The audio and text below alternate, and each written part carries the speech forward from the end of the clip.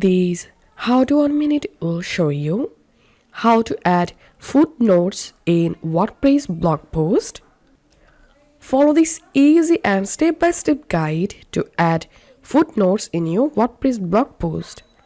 From your WordPress dashboard, hover over on Plugins and click on Add New Plugin.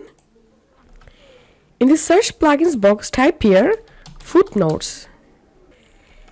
And this is the actual plugin we are looking for. So install and activate this Modern Footnotes plugin.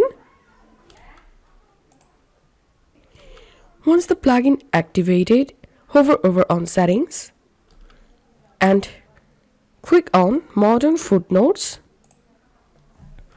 and you will jump into the footnote plugin settings page. Here you can change text to footnote behavior and scroll down.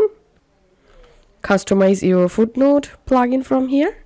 Once done, let's go to blog post and simply let's edit this post to add footnotes. Once you are in your post editor, to add a footnote, all you have to do is just highlight your text.